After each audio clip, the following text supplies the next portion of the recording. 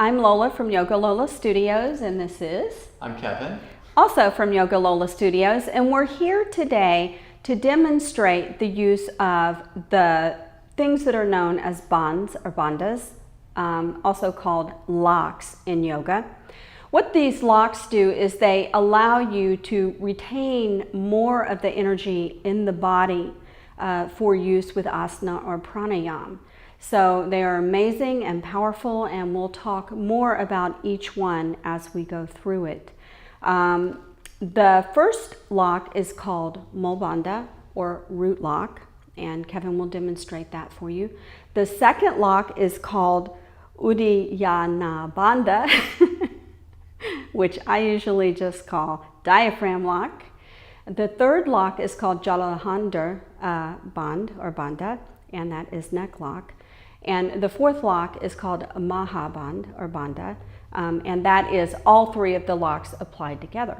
So we'll just get down to it. We'll turn it over to Kevin, and he will show you those locks. So our first lock, which Kevin is demonstrating, is known as root lock. It involves pulling in the rectum, sex organs, and navel point all at the same time. Once you pull that lock, you hold it for just a few brief seconds. This lock can be applied on the inhale or the exhale as specified in the Aasana. The first part of the root lock is to contract the rectum and draw it in as if trying to hold back a bowel movement. Then drop the sex organs as if trying to hold back urination. Lastly, pull in the navel point by drawing back the lower abdomen towards the spine so the rectum and sex organs are drawn up towards the navel point. This position helps with many pelvic complaints, and it keeps all the tissues and muscles of the sexual organs and renal walls strong and healthy. Great for strengthening after childbirth, for preventing vaginal atrophy, and for the prostate gland in men. Our second lock, known as diaphragm lock, is normally applied on the exhalation.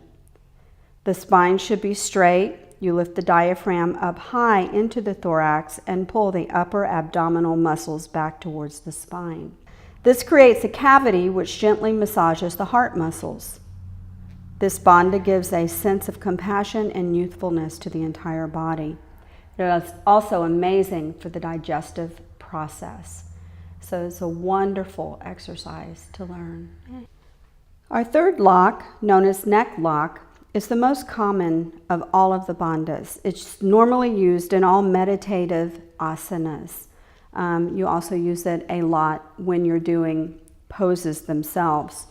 The neck lock is produced by pulling the neck and throat back so that the chest rests in or near the notch between the collarbones, making sure that at the same time the head stays level without tilting forward. There are two different ways to do neck lock. The way I usually recommend it is that you do what's called a light neck lock, and that's where you just drop the chin down and you push the head back until you feel kind of a slight pressure at the hollow of the throat. That is a light neck lock, and that is good for almost all regular yoga poses. The stronger neck lock, which is employed in extensive use of advanced pranayam, you drop the chin actually all the way down into the notch of the neck, and you push the head all the way back until the neck in the back is completely straight with the spine. It's important that the spine and the neck straighten to allow the increased flow of stored energy to travel freely up to the upper glandular centers of the brain, opening up nerve channels that may be blocked. Our last bandha, called a Mahabanda or the Great Lock, is where you apply all four of these locks at the same time. Where you apply all of these three locks at the same time, making it the fourth lock, Mahabanda.